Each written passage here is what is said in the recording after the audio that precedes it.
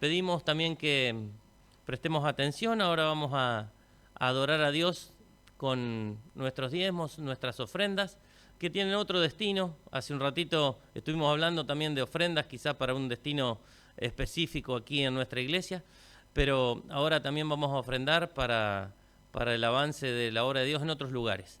Y antes de eso vamos a ver el video de Probad y Ved. Probad y ved, historias de fe y fidelidad. Encontrando el verdadero éxito. Hola, me llamo Renato Carvalho. En 2022 estaba buscando nuevos rumbos profesionales para mi carrera y fue entonces cuando me invitaron a ser socio de una empresa en el sur de Brasil. Acepté inmediatamente, sentía una deuda de gratitud con aquel lugar, pues era una institución educativa que me había formado cuando era adolescente. Los propietarios fueron muy claros desde el principio. La situación de la escuela, desde el punto de vista financiero y estructural, era muy delicada. No obtendría beneficios a medio plazo, apenas mucho trabajo. Poco después de trasladarme a la ciudad e iniciar el trabajo de rescatar la empresa, organicé una reunión con los propietarios. Esta reunión tenía un asunto específico. Solamente lo sobrenatural podría salvar a nuestra escuela. El sobrenatural, con quien tengo una relación, se llama Jehová y tengo un pacto con él. En este compromiso, entre otras cosas, devuelvo el 10% de cada bendición que recibo. Muestro gratitud a través de las ofrendas y no dejo de dedicar el sábado a este Dios. Después de más de 2 horas en esta reunión, el comentario más común fue: queremos experimentar las bendiciones del sábado, pero es imposible diezmar y ofrendar cuando todo lo que tenemos son deudas. Lo que entra de dinero no cubre las deudas ni los intereses. El dinero apenas pasa por nuestras manos y se queda con los acreedores. La propuesta es imposible, Renato. No desprecié la gravedad de la situación. Realmente era el momento más difícil que había vivido como administrador, pero los vídeos del Probad y Ved estaban en mi cabeza y era la única respuesta que tenía en ese momento crítico. Probad y Ved. Unos 2 meses después de tomar la decisión y orar por la obra sobrenatural de Dios, nos dimos cuenta de que la situación se había vuelto irreversible. El Señor respondió a nuestras oraciones con la respuesta que no queríamos. Una parte de mí se avergonzaba por haber probado, pero no haber visto prosperar la empresa. Pero la promesa era clara. Ved. En medio al luto por la derrota empresarial, empezamos a ver. Ved se manifestó inexplicablemente cuando los acreedores fueron más pacientes. Los clientes se solidarizaron con el momento. Los antiguos alumnos agradecieron con cariño los servicios que habíamos prestado durante 28 años y empezamos a tener más tiempo para la familia y los amigos. Todo el dinero del mundo no puede comprar la paz. La bendición que recibimos en aquel momento superaba todo entendimiento. Sin embargo, yo no sabía qué hacer. Estaba sufriendo por este luto. En ese momento me conmovió un programa del Servicio Voluntario Adventista, un proyecto de la Iglesia Adventista del Séptimo Día que promueve la obra misionera en todo el mundo, y decidí que seguiría sirviendo a Jehová donde quiera que me llamara. Me puse a disposición como misionero voluntario en medio de la peor frustración profesional que jamás haya sufrido. Hoy soy misionero en Bangkok, Tailandia. Soy profesor misionero para el Servicio Voluntario Adventista en La Ventana 1040. Los retos para la predicación del Evangelio en el sudeste asiático no solo están relacionados con el escaso número de cristianos para realizar el trabajo. Esclavitud, tráfico humano y de drogas, prostitución, guerras civiles, racismo y xenofobia. Estas son solo algunas de las situaciones que forman parte de un contexto muy arraigado en esta parte del mundo. Lo que permite y sostiene esta importante y desafiante labor son los recursos que nos llegan a través de los diezmos y las ofrendas. Y estos son los verdaderos frutos de este trabajo, mucho más que las cifras de cualquier empresa. Este compromiso que personas como tú hacen con Dios se transforma en corazones salvados por Cristo. La fidelidad de mis hermanos de Sudamérica en sus diezmos y ofrendas es lo que hace que no solo yo siga adelante, sino otros misioneros que han decidido dedicarse exclusivamente a compartir la buena nueva en lugares donde pocos conocieron u oyeron hablar de Jesús. Tú eres quien hace que todo esto sea posible. Los hermanos y hermanas de la División Sudamericana que no pudieron viajar para una misión transcultural son parte de la misma misión que yo. Y los niños con los que trabajo aquí en la ventana, 1040, se convertirán en estrellas en las coronas de muchos por la fidelidad con el proveedor de todas las cosas. Sin duda, estoy pasando el momento más feliz de mi vida. Ha llegado el momento que adoremos juntos a través de los diezmos y de las ofrendas. Vamos a invitar a los encargados para que se acerquen para orar por diezmos y ofrendas.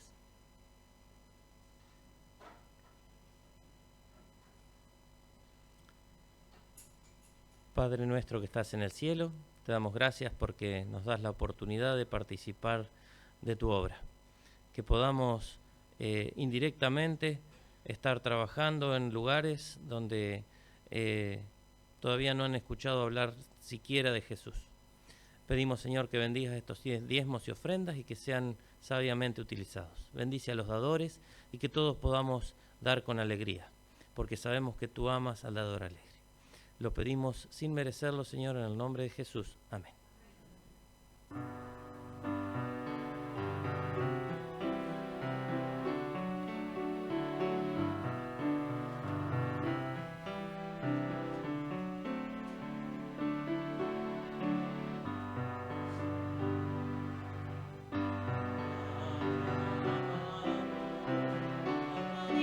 Por tus planes, grandes sueños tienes para mí. Tú me guías por las sendas de esta vida. A tu lado nada faltará. Yo te amo más que a todo. Si estoy débil, tú eres fuerte y a mi lado estás. Te agradezco, Padre amado, porque unes nuestras vidas a tu corazón. Padre amado, te agradezco por tus planes, grandes sueños tienes para mí. Tú me guías por las sendas de esta vida. A tu lado nada faltará. Yo te amo más que a todo. Si estoy débil, tu gran fuerza nunca fallará. Por tu gracia te imploro que transformes hoy mi vida con tu bendición.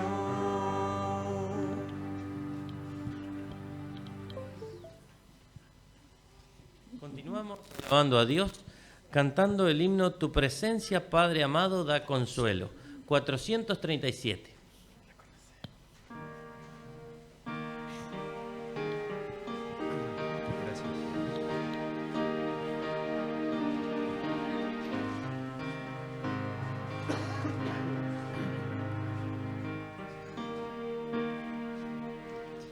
Tu presencia,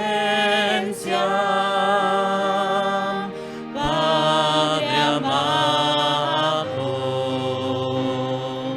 da consuelo, trae paz.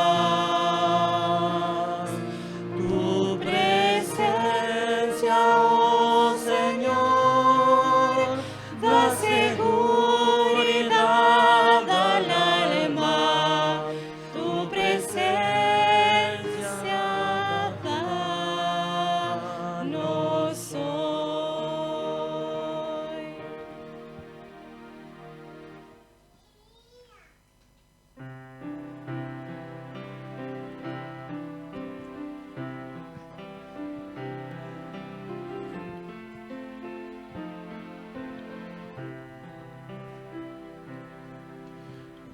Puedes hoy con Cristo a solas conversar. Él te espera con sincero amor. Todas tus lágrimas puede consolar. Entrégate en oración. Querido Señor, que estás en el cielo, mi Dios, gracias. Gracias, Señor, queremos darte por este sábado que tú nos estás regalando, mi Dios. Gracias porque podemos estar en tu santa casa de oración, mi Dios. Podemos estar aquí en tu presencia. Padre, en este momento queremos pedirte, Señor, que tú nos des tu presencia, que a la hora de escuchar el mensaje que tú tienes preparado para hoy, Señor, puedas abrir nuestros corazones, nuestro entendimiento, Padre, para llenarnos de tu palabra y salir fortalecidos esta mañana. Padre, sabemos que cada día falta menos para que tú vengas. Por eso, Señor, queremos prepararnos.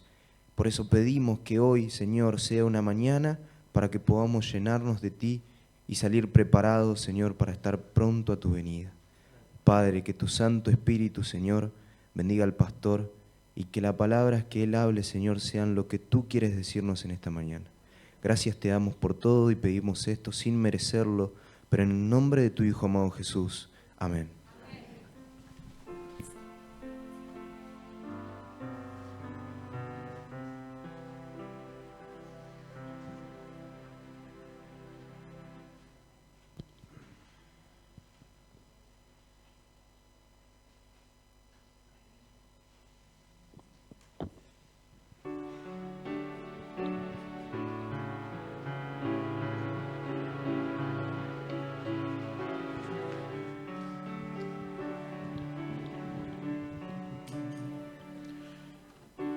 Abre mis ojos,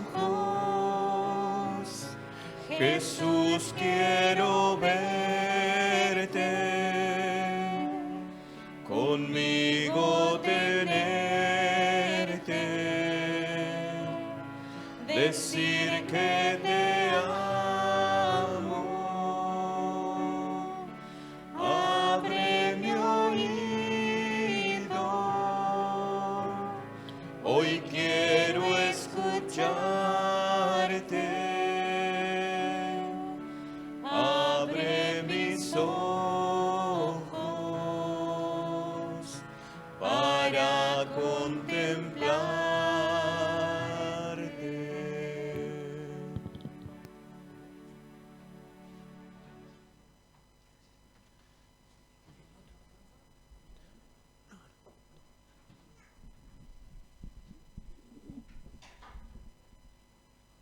Feliz sábado, hermanos.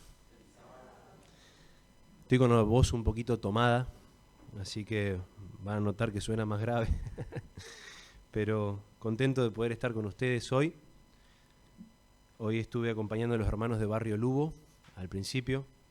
En realidad iba a estar con ustedes en la escuela sabática, hoy era día completo a la mañana. Pero el primer sábado de julio que me tocaba acompañar a los hermanos de Lugo con nuestra primer Santa Cena allá, se enfermó nuestra bebé y tuvimos que salir al hospital esa mañana.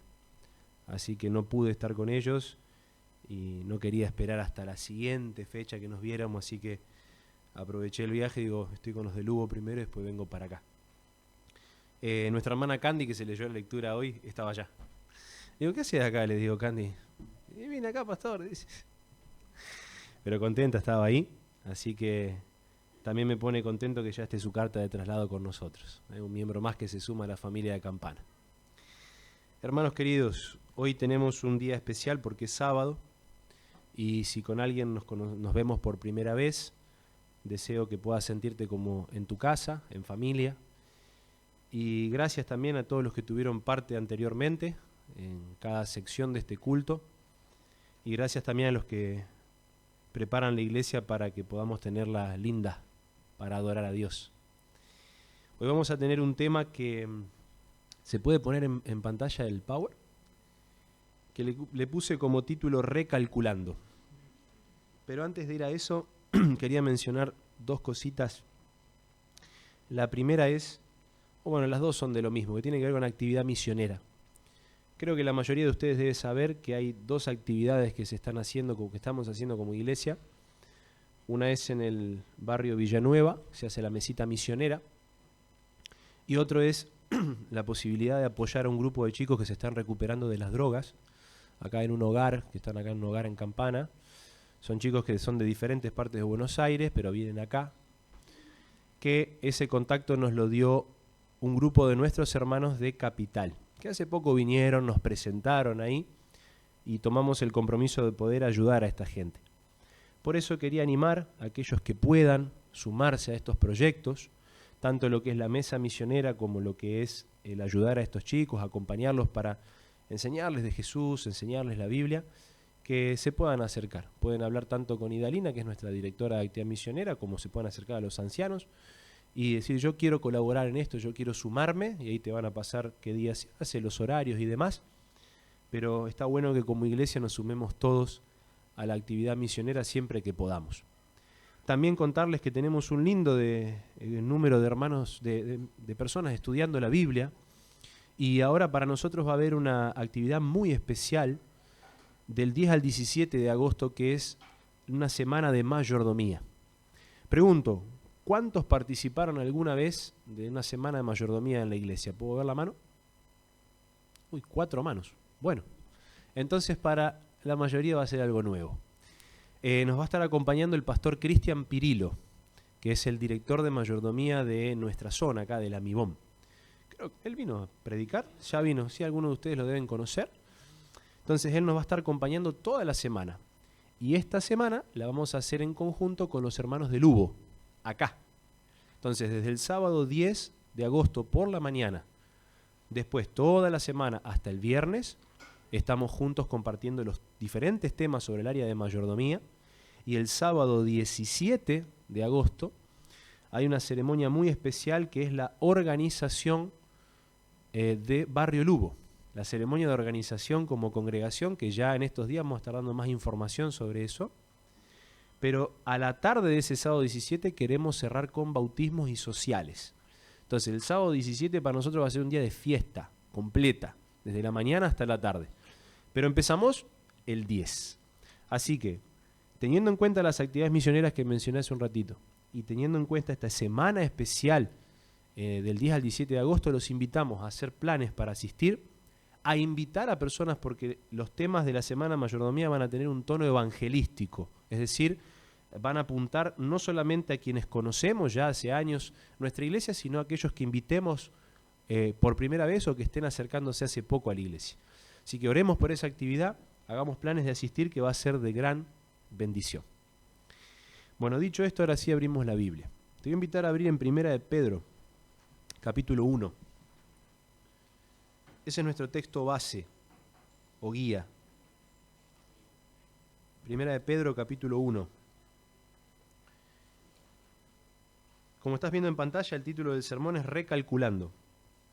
Y para muchos de ustedes va a ser gracioso esto, como lo fue para mí, calculo. Cuando empezó a salir el tema del GPS y uno quería viajar a algún lugar que no conocía, y la señora o señorita que habla en un tono gallego, cada rato te decía recalculando, recalculando. ¿Alguno le pasó alguna vez eso? ¿De renegar con eso? Me acuerdo del primer viaje que hice desde el interior de Buenos Aires a Capital. Me volví loco para llegar, porque en cada bifurcación que había, en cada división de caminos en la autopista, era escuchar recalculando, no llegaba más al lugar. La pasé bastante mal, después me reía solo. Pero pensé, cuando preparé este sermón, ¿qué título le pongo? Y me acordé de esa situación. Y ahora al final vamos a explicar por qué tiene ese nombre. Pero quiero hablar esta mañana acerca de la santificación. Si ustedes leen en el versículo 1 de Pedro 1, 14 al 16, dice, como hijos obedientes, no se conformen a los deseos que antes tenían estando en vuestra ignorancia, o sea, antes de conocer a Cristo, ¿no?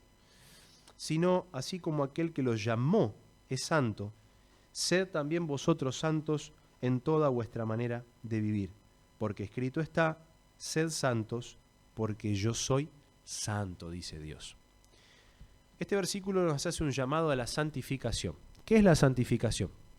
Bueno, en la Biblia hay 3 conceptos para hablar del crecimiento o del desarrollo espiritual de una persona. El primero es la justificación, que es cuando yo decido cambiar mi vida, entregarla a Cristo y bautizarme. A partir del bautismo empieza el segundo proceso, que se lo llama santificación, que es esto que acabamos de leer. Poder en nuestra manera de vivir cambiar aquellas cosas que no le agradan a Dios. O sea, ir puliendo mi forma de vivir para que se parezca a la forma de vivir de Jesús. Y el tercer proceso va a ocurrir cuando venga Cristo, según 1 Corintios 15, donde dice que seremos transformados en un abrir y cerrar de ojos. Y eso se lo llama glorificación. En algún momento vamos a compartir un sermón sobre qué significa eso de la glorificación. Hoy quiero concentrarme en la parte de santificación. Ser santo. La palabra santo, tanto en hebreo como en griego, significa apartado para algo especial. Es decir, Dios me separó para que yo pueda representarlo en este mundo y predicar su palabra. Por eso quiero dejar una frase, que es esta. Te puedes olvidar de todo lo que hablemos en el sermón, pero de esta frase te tenés que acordar. Es bien cortita y simple de acordarte. Dios me llamó a ser santo. Y dice, Dios me llamó porque el texto es bien claro. El versículo 15 dice, aquel que os llamó es santo, sed también vosotros santos en toda vuestra manera de vivir. Dios hace un llamado para que podamos apartarnos de las cosas que nos alejan de Él. Y en el texto que presentamos recién, está bien claro que la santidad Dios la pide no en alguna parte de nuestra vida, sino en toda. Y quiero hablarte esta mañana de 3 cosas o 3 aspectos. Me quisiera concentrar en 3 aspectos en los que Dios nos llama a ser santos. Y son aspectos que quizás algunos de ustedes no han escuchado un sermón de esto, como me pasó a mí quizás, por eso decidí prepararlo hace unos años, donde no quisiera que nadie se ofendiera, ni que se sintiera tocado, ni tampoco que juzguemos si sabemos que alguien está con alguna situación de esta que vamos a mencionar. Pero son temas que hay que hablarlos porque Dios dejó revelado cómo tenemos que manejarnos con eso. Los 3 temas o 3 aspectos son los siguientes. ¿Cómo debe manejarse un cristiano respecto a la política? ¿Cómo debe manejarse un cristiano respecto al uso de joyas y de vestimenta? ¿Y cómo debe manejarse un cristiano con respecto al vocabulario? Son las 3 cosas que quisiera centrarme entre todo lo que es nuestra manera de vivir, bueno, poder hoy centrarnos en eso. Y desafiarte que si hay algo que sentís que hay que ajustar o afinar o santificar, que hoy puedas sentir que Dios te está hablando a tu corazón. Avanzamos con la primera, política. Hay varios textos, por ejemplo, este es el más conocido, donde dice que tenemos que someternos a las autoridades superiores. Someternos no significa que tengo que agachar la cabeza y que me peguen un palo en el cuello. Someterse tiene que ver con obedecer, con respetar. Entonces el texto dice, sométanse a las autoridades superiores porque no hay autoridad sino de parte de Dios, y las que hay por Dios han sido establecidas. O este otro de Tito, donde menciona ahí que hay que sujetarse a los gobernantes y autoridades, dice que obedezcan, que estén dispuestos a toda buena obra. Es decir, Dios nos dice que tenemos que ser obedientes a las autoridades en el lugar donde vivimos. Ahora, hay una salvedad. Hechos 5:29 dice, es necesario obedecer a Dios antes que a los hombres. Entonces, entendemos como cristianos que nos tenemos que sujetar a las autoridades terrenales, siempre y cuando la autoridad terrenal no vaya en contra de la palabra de Dios. Si la palabra de Dios dice una cosa y la autoridad terrenal dice otra, yo le hago caso a la palabra de Dios.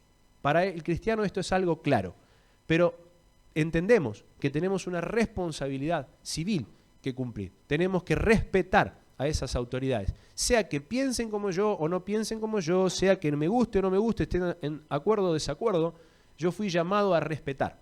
Incluso la Biblia dice que tenemos que orar por los gobernantes. Y nuestra iglesia este año está haciendo este movimiento de Argentina Ora 24/7. Principalmente, uno de los puntos ahí principales es que oremos por quienes dirigen nuestro país. Noten lo siguiente. Otro texto dice, Jesús hablando, denle al César lo que es del César y a Dios lo que es de Dios. Y como la gente no se esperaba esta respuesta, Marcos resalta ahí que se maravilló la gente de esto, porque esperaban que dijera, no, háganle la contra Roma. Pero Jesús dijo estas palabras.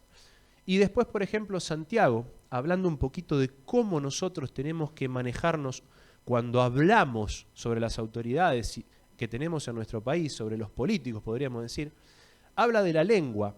Y a mí me llamó la atención porque he visto, ahora no tengo Facebook hace mucho, así que tranquilos que lo que voy a hablar no es del Facebook de ninguno de ustedes.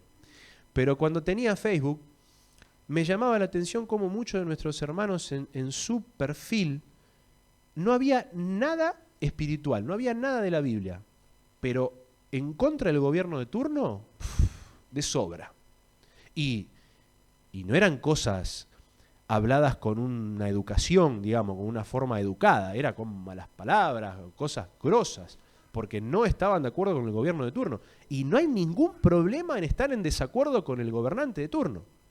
Porque nosotros vemos el ejemplo de Jesús, que Jesús cuando algo estaba mal, Él lo decía, con altura, con respeto, con la intención de ayudar a la persona a mejorar, pero lo decía. Bueno, nosotros podemos decir que estamos en desacuerdo, pero el tema es cómo lo decimos. Entonces el texto dice, hablando de la lengua, dice, con ella bendecimos a Dios y con ella maldecimos a los hombres que están hechos a la semejanza de Dios. De una misma boca proceden bendición y maldición. Hermanos míos, esto no debe ser así. ¿Por qué no debe ser así? Es claro el texto. Esas personas que tienen esa responsabilidad también son llamados para obtener la salvación. También son llamados a seguir a Dios. Y yo no fui llamado como juez o como detractor. Yo fui llamado para representar a Cristo. Entonces, como cristiano, yo puedo denunciar algo que no corresponde, pero siempre educadamente, con altura, pero entendiendo que yo tengo que acercar a esa persona hacia Jesús. No la voy a acercar hacia Jesús y yo voy y le quiero meter en la cabeza a patadas que está equivocado. Cuando vos querés mostrar a una persona que está equivocada y ya vas diciéndole, vos estás equivocado, no te va a escuchar.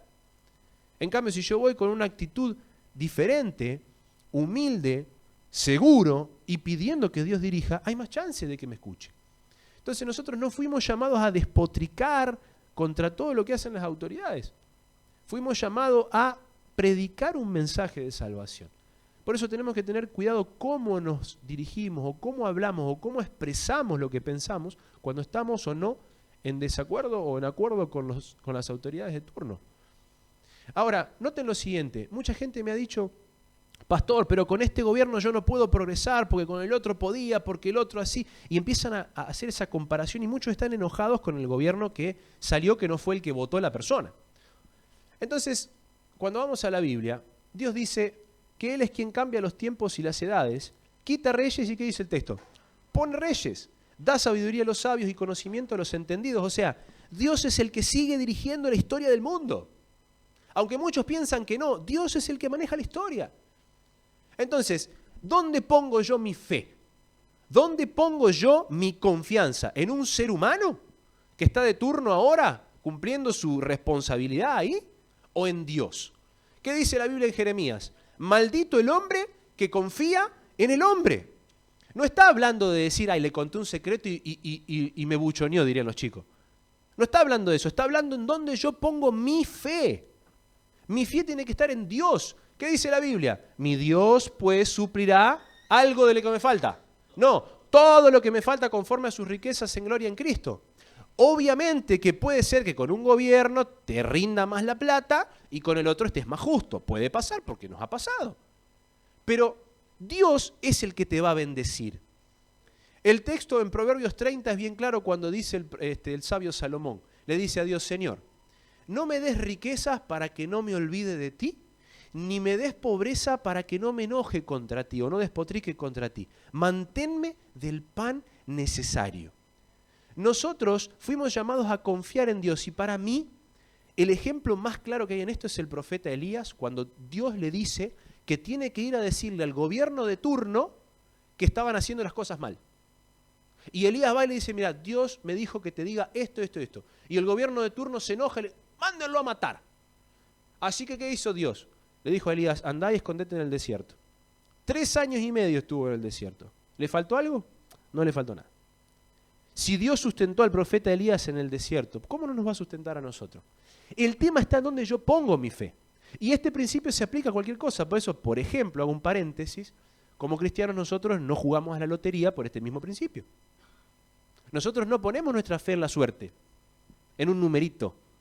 Nosotros ponemos nuestra fe en Dios. Hoy no es el tema ese, pero cierro el paréntesis como para dejar pensando por si alguien está con alguna lucha con eso. Porque esta semana pasé por una lotería y veía tanta gente así, pobrecita, viejita, que iba a jugar. Y yo decía, si ahorraran esa plata, ¿viste? Pero bueno, me acordé de eso. Pero nosotros ponemos nuestra fe en Dios. Tenemos que confiar en Él, esté quien esté de turno. Ahora, cuando hablamos del tema de las votaciones, que esto es lo que me llamó la atención en algún momento, varios hermanos decían, no, yo no voy a votar porque no estoy de acuerdo con nadie, o a veces, capaz que te ha pasado, no sabes a quién votar, porque vas viendo y decís, no, este tampoco, y se te acaban las opciones. Entonces, ¿cómo manejarnos con eso? Mirá lo que dice Dios. La cita dice, ¿creen que es correcto votar por la elección de hombres temperantes para los cargos administrativos de nuestra ciudad, en vez de correr el riesgo por su silencio de que se elija a personas intemperantes para esos puestos? Es decir, nosotros deberíamos ejercer el derecho de votar y votar a conciencia y evaluar a quién voy a votar, estudiar las propuestas, los candidatos y hacerlo con oración. Y el que más se acerque al modelo bíblico, bueno, voy por ese lado, con oración de por medio, y Dios me dará la sabiduría para saber a quién votar. O esta otra, donde dice, cada persona ejerce una influencia en la sociedad. En nuestro favorecido país, Estados Unidos, pero en Argentina pasa lo mismo, cada votante tiene voz para determinar qué leyes regirán la nación.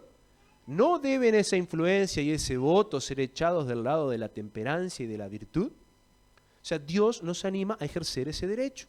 Repito, con oración y a conciencia. Con oración y a conciencia. O sea, Dios está revelando cómo nosotros nos tenemos que manejar en este aspecto puntual. Observen lo siguiente, el segundo aspecto, joyas y vestimenta.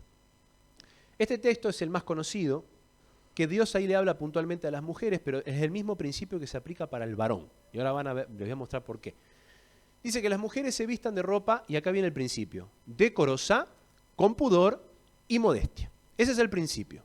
Decoro, ¿qué es decoro? Bonito, presentable. ¿Qué es pudor? No mostrar de más. ¿Y qué es modestia? Sencillez. Entonces, cuando Dios habla de cómo hay que adornarse, dice algo bonito, algo presentable, algo que no muestre de más y algo sencillo. Dios no es un Dios de ostentación. Dios no es un Dios que quiere que seamos estrafalarios en nuestra forma de vestir. Y después aclara, no con peinado ostentoso, ni oro ni perlas, ni vestidos costosos, sino con buenas obras como corresponde a mujeres que profesan piedad. Entonces, este principio del adorno se aplica también para el varón. No es solo a la mujer. Acá hace una resaltación para la mujer. Pero el varón también. Hoy en día, a los varones, a ustedes le debe pasar, capaz que como a mí, vas a comprar ropa y es un tema cuando vas a comprar ropa. Porque te venden un pantalón que en la cintura es así. Y abajo es así. Entonces yo le digo al vendedor, pero escúchame, ¿yo cómo hago para ponerme eso? Le digo, yo tengo que estar frente a un público, le digo. Yo no quiero que el público esté viendo lo ridículo que quedo con eso. Yo quiero algo que sea a la moda más o menos, pero van tirando un estilo clásico. Le digo, ¿qué tenés? No, acá no vendemos eso. Bueno, listo, muchas gracias. Y lo que me cuesta encontrar una ropa que me sienta cómodo. Yo no soy mucho de la moda igual, pero ya se habrán dado cuenta algunos, pero uno tiene que estar presentable, ¿no es cierto? Porque cuando hacemos algo, la pregunta es, ¿para quién lo hacemos? Porque la Biblia dice, así comas, o bebas, o hagas cualquier otra cosa, hacelo todo para la gloria de Dios. Entonces yo debería vestirme, debería adornarme, primero para Dios, después para quien tengo al lado. Entonces, Dios es claro a la hora de la vestimenta o del uso de joyas. Observen este otro. En Pedro dice, vuestro atavío, o sea, vuestro adorno, vuestra vestimenta, no sea el externo de peinados ostentosos, de adornos de oro o de vestidos lujosos, sino el interno, el del corazón. Y después un par de palabras ahí que son un poco intrincadas para nosotros, pero lo que está mostrando es que Dios le interesa primero lo que va por dentro, porque yo puedo estar recontra bien vestido, presentable a la moda, último modelo, pero mi corazón está lejos de Dios. Dios no quiere eso. Dios quiere que mi corazón esté cerca de Él y también que esté presentable. Quiere las dos cosas. Ahora, ¿por qué resalta el tema de ni oro ni perlas, o como dice el otro texto, de adornos de oro? Me llamó la atención hace un par de años cuando encontré este versículo. El contexto de este versículo es el siguiente.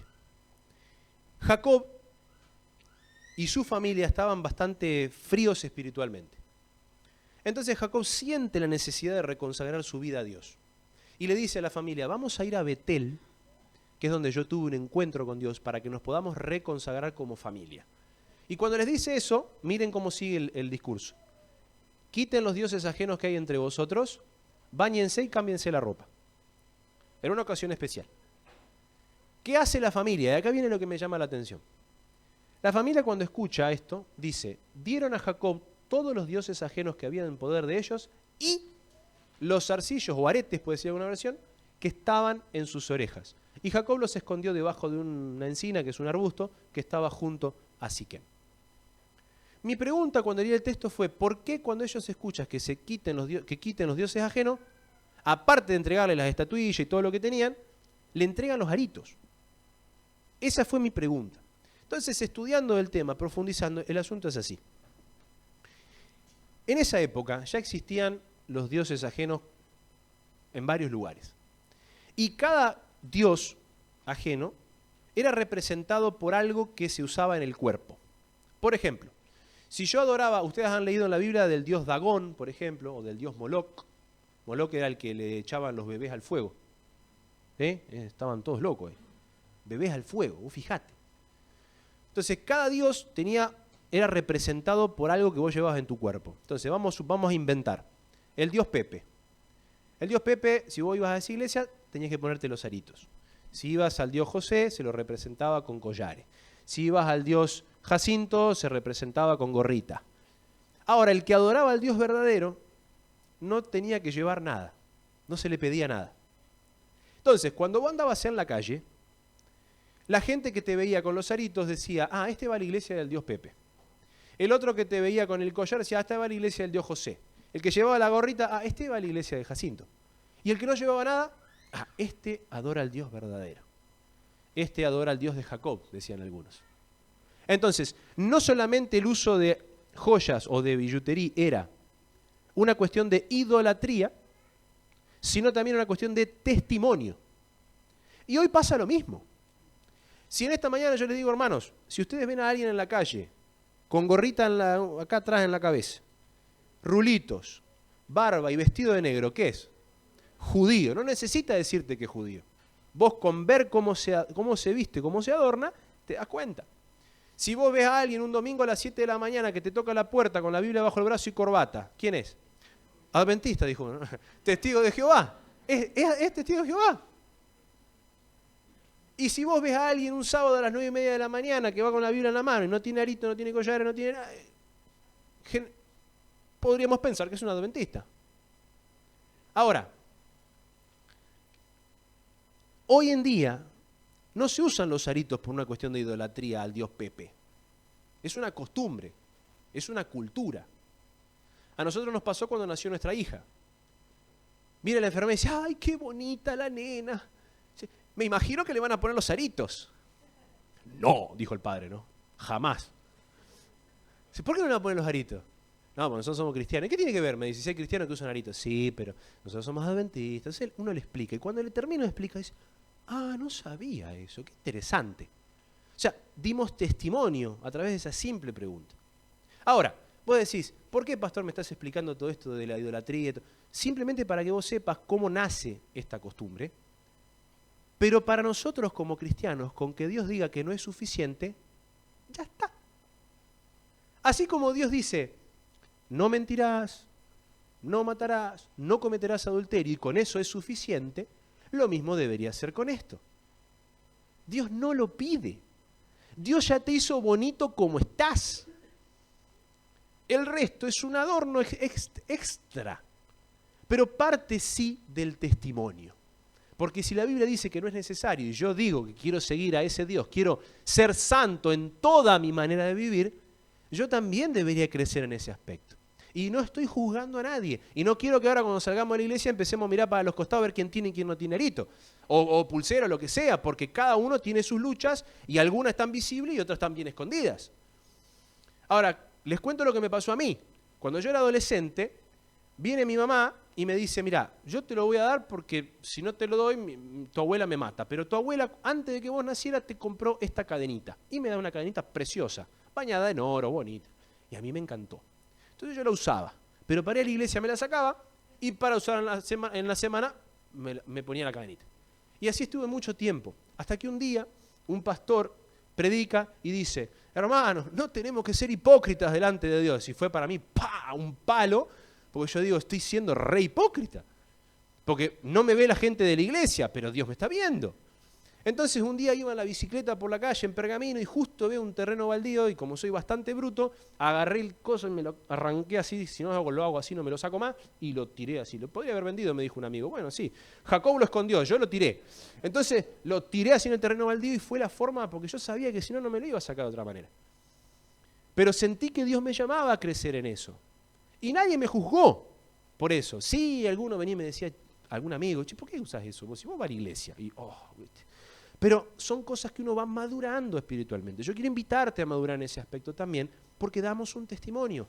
Dios no lo pide, no es necesario. Y te voy a decir más. Cuando vamos al espíritu de profecía, si me ayudan ahí está. Mira lo que dice esta cita.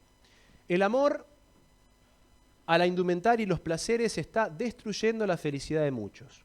El vestir sencillamente y abstenerse de ostentar joyas, y miren cómo dice la cita, y adornos de toda clase, está de acuerdo con nuestra fe. Y me dijo una persona, ¿y pastor, y el anillo de compromiso?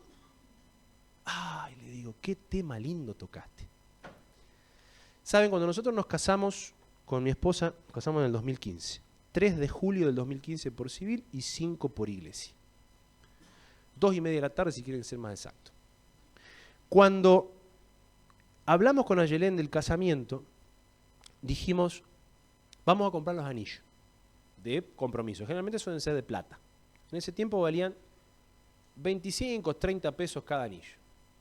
No se les sabría decir el valor de hoy. Cuando fuimos a preguntar el precio de los de oro, eran 5 veces más. No teníamos la plata en ese momento. Entonces dijimos, bueno, después iremos ahorrando y lo compraremos. Porque uno sentía que tenía que hacer eso. Pasan 2 años de casado. Y yo estaba en casa y me empezaba, el anillo lo tenía puesto acá, o en esta, ya no me acuerdo, me picaba. Me picaba el dedo, me picaba justo donde estaba el anillo.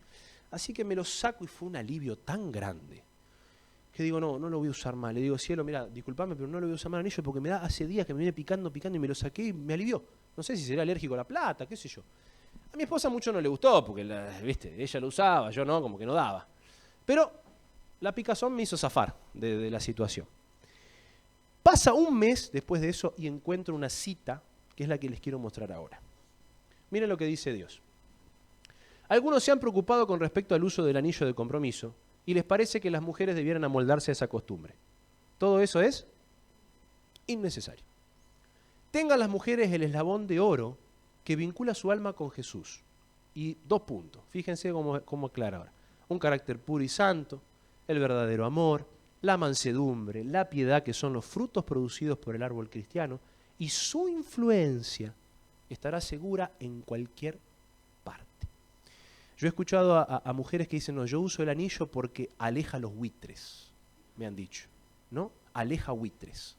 Entonces mi pregunta es, pero escúchame, ¿tu compromiso pasa por el anillo o pasa por tu cabeza? ¿Y qué dice la cita? Y estas son respuestas también a los varones, pero generalmente la dan más las mujeres.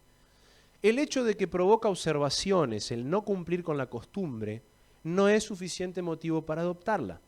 No necesitamos llevar el símbolo porque no somos infieles a nuestros votos matrimoniales. Y el hecho de llevar un anillo no probaría nuestra fidelidad al respecto. Me toca ayudar a mucha gente que con el anillo más hermoso del mundo es el más infiel de todos. La fidelidad no pasa por el anillo. ¿Y cómo sigue la cita? No debería gastarse 1 centavo en un anillo de oro para testificar que somos casados. Y cuando le mostré esta cita a mi esposa, me sentí tan tranquilo. Y claro, los dos fuimos sorprendidos porque estábamos ahorrando para eso. Y hace un tiempo me pasó que vino una parejita que se iba a casar, vinieron preocupados los chicos. Me dice, pastor, estamos mal, dice, porque llega la fecha de casamiento y no podemos comprar los anillos porque cada vez que vamos a ahorrar plata, aumenta. Dice, aumenta. Y ahorramos y no llegamos a comprar. Dice, y no nos vamos a poder casar. Me dice, tranquilo, tengo la solución para tu problema, le digo. Así que, ¿qué le mostré? Esta cita. Cuando estos chicos leyeron esta cita, fue un alivio. Ay, pastor, gracias, no la conocía. ¿Qué hicieron con esa plata? Se fueron de viaje. La pasaron de 10, ¿no? Ahora, ¿qué pasa con los que ya tienen el anillo? Sigue la cita. En los países donde la costumbre impera, no nos sentimos obligados a ¿qué? ¿Qué dice ahí? Condenar. No quiero ahora la salida que empiecen a mirar las manos de los hermanos. ¿Sí? No nos sentimos obligados a condenar a aquellos que usan su anillo de compromiso. Llévenlo, si pueden hacerlo, a conciencia después de saber todo esto. Pero ninguno debe sentir que llevar un anillo acrecentará su influencia en una jota o en una tilde. Y cierra así. Si son cristianos, ellos se manifestará en su carácter semejante al de Cristo, en sus palabras, obras, en el hogar, trato con los demás, se revelará por la paciencia, longanimidad y bondad, manifestarán el espíritu del Maestro, poseerán su belleza de carácter, hermosa disposición y un corazón lleno de simpatía. Entonces, esto nos aclara qué pasa con el anillo de compromiso. Dios es claro hasta en este detalle. Por eso nosotros como iglesia, cuando casamos a una pareja, no bendecimos los anillos. No hacemos ceremonias. Si algún pastor lo hizo, bueno, capaz que no conocía esto. Pero nosotros no hacemos eso. Es una costumbre que es fuera de la iglesia. Incluso hasta si hace un casamiento afuera, al aire libre, es lo mismo, el mismo principio. Porque esto también entra dentro de lo que son las joyas. Pero hay esta salvedad, hay esta pequeña salvedad. Por eso no juzgamos. Pero si vos sentís que Dios te llama a no usarlo, bueno, ya ahí tenés la sugerencia. Tercera cosa, vocabulario. Yo creo que este es el talón de Aquiles de la gran mayoría de los cristianos, de nosotros, como me incluyo. Porque uno viene quizás de una familia donde en tu casa de 10 malas palabras, 11 son malas palabras, de 10 palabras, 11 son malas palabras, donde todo se critica, todo se cuerea, todo se ve lo negativo. Entonces, ¿cómo hacer para que Dios pula nuestro vocabulario, como hizo con el profeta Isaías? Le colocó, dice, un carboncito prendido, ¿no?, para purificar esa boca. Dios habla de esto y dice, entre ustedes ni siquiera debe mencionarse la inmoralidad sexual, ni ninguna clase de impureza o de avaricia, porque eso no es propio del pueblo santo de Dios. Tampoco debe haber palabras indecentes, conversaciones necias ni chistes groseros, todo lo cual está fuera de lugar. Haya más bien acción de gracias. A veces hay personas que viven haciendo chistes con doble sentido. No fuimos llamados a eso. Podemos reírnos, hacer chistes los cristianos, sí, pero sin eso. Podemos hacer chistes sin burlarnos del otro. El famoso bullying, o bullying santo, el que a veces hacemos en la iglesia. Por ahí en los varones es como que somos más, no nos importa tanto eso. Al gordo le decimos gordo, al dientudo le decimos dientudo, y porque somos amigos no nos enojamos. Pero si te lo dice alguien que no es amigo, te duele. Es feo cuando te resaltan los defectos, porque todos los tenemos. Peor son los defectos que no se ven. Por eso, el vocabulario que nosotros usamos también debería ser santificado. Dice Dios, eviten toda conversación obscena. Por el contrario, que sus palabras contribuyan a la que dice ahí, necesaria edificación y sean de bendición para quienes escuchan. O sea, si lo que voy a decir no edifica, no bendice, mejor no lo digo. Un amigo decía que si vas a romper el silencio, que sea para mejorarlo. Cuesta, ¿eh? Cuesta, no es que es tan sencillo.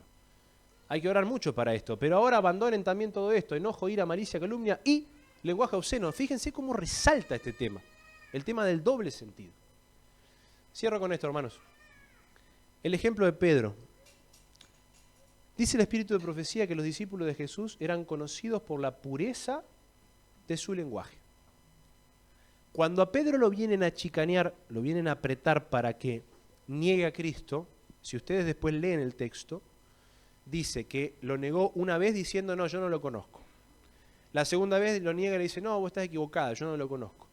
Y la tercera, insulta y hace injurias, ¿no? Juramento. ¿Qué pasó cuando Pedro hizo esto? La gente lo dejó de molestar. ¿Por qué? Bien sencillo. Cuando lo escuché decir, no, este entonces no es discípulo de Jesús. Yo creía que era, pero cuando lo escuché hablar, no, no es. Qué lindo que la gente nos reconozca que somos cristianos por nuestra forma de hablar. Qué lindo cuando la gente te dice, la verdad que es agradable hablar con vos porque vos no cuirías a nadie, no hablas mal de nadie, no decís malas palabras. Son pocos los que te lo dicen. Pero que la gente se da cuenta, se da cuenta. Yo no quisiera escuchar a cristianos en un embotellamiento manejando el auto. La Andricina cuenta en uno de sus cuentos, dice, vieron que la Andricina no dice malas palabras cuando cuenta.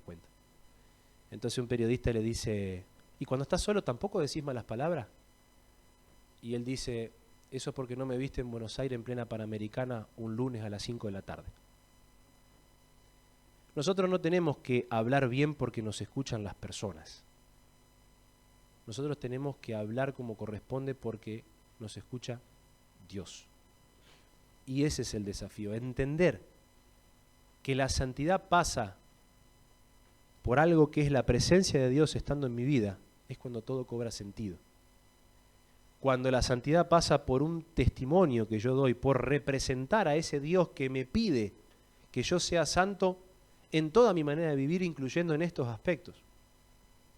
Es ahí donde las cosas cobran sentido. Por eso uno dice, oh, ¿y ahora qué hago? Pastor, todo eso me pasa a mí. Bueno, tranquilo, vamos un paso a la vez. El primer paso es orar y querer hacer el cambio necesario, porque Dios me está llamando a santificarme. Y eso va a ser de bendición para mí y también va a ser de bendición para los demás. Y los demás van a poder ver que Dios está en mí, que Dios trabaja en mí. Por eso la propuesta, Dios me llamó a ser santo. No es el pastor el que te está llamando a ser santo, porque yo también necesito la santificación. Es Dios. Y cuando Dios me llama, es porque quiere que yo sea su representante. Por eso en esta mañana quiero desafiarte, quiero invitarte, quiero animarte a que escuches la voz de Dios. Y si sentís que en alguno de estos aspectos hay cosas que hay que corregir o santificar, que empieces a orar por eso y a querer cambiarlo. Y te puedo asegurar que Dios te va a bendecir en gran manera. Se te van a presentar pruebas, situaciones donde vas a ser probado con esto. Pero cuando encuentres la victoria en Cristo, vas a ser gratamente bendecido. Y otros van a poder conocer también a ese Dios maravilloso que tenemos. Que el Señor nos bendiga y que nos ayude a poder ser santos. Amén.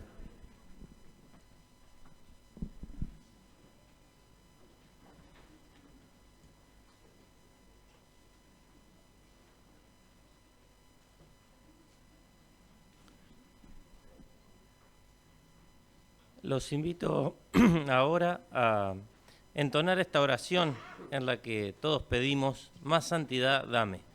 447, el himno que vamos a cantar.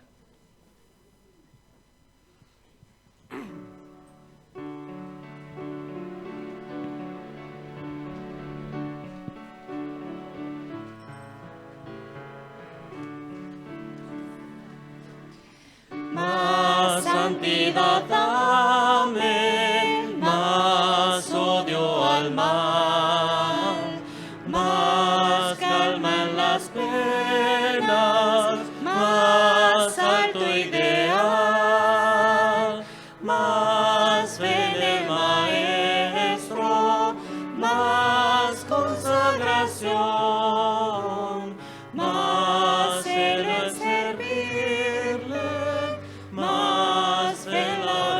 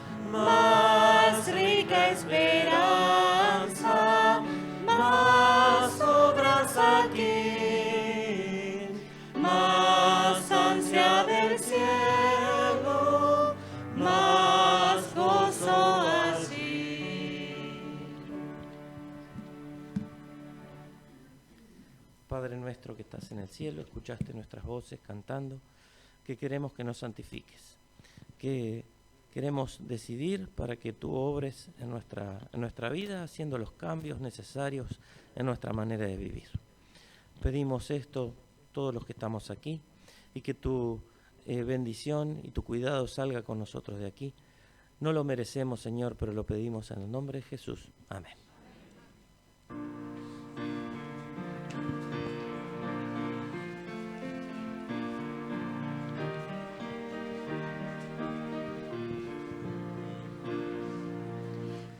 Dios os guarde en su divino amor, hasta el día en que lleguemos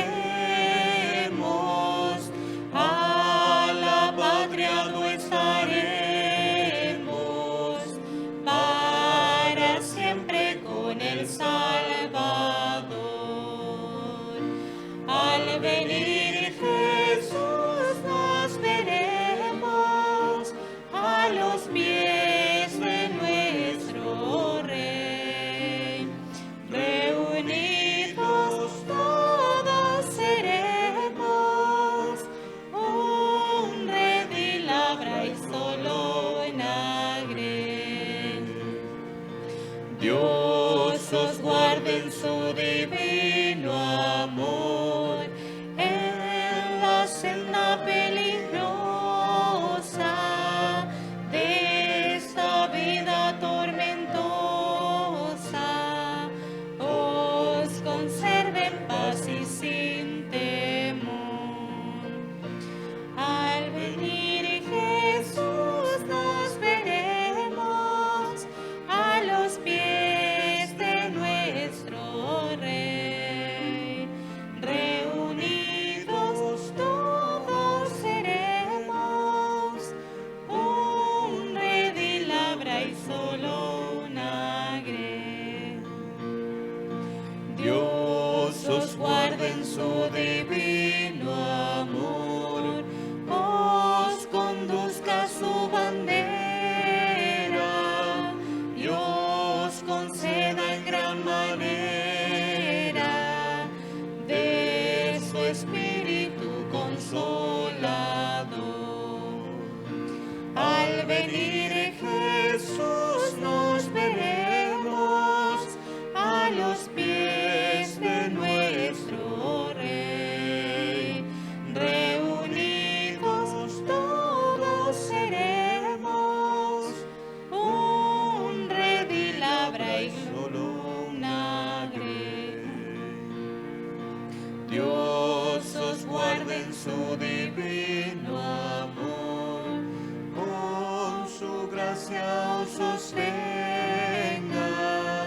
hasta cuando Cristo venga en su reino con gran esplendor. Al venir Jesús nos veremos a los pies de nuestro Rey.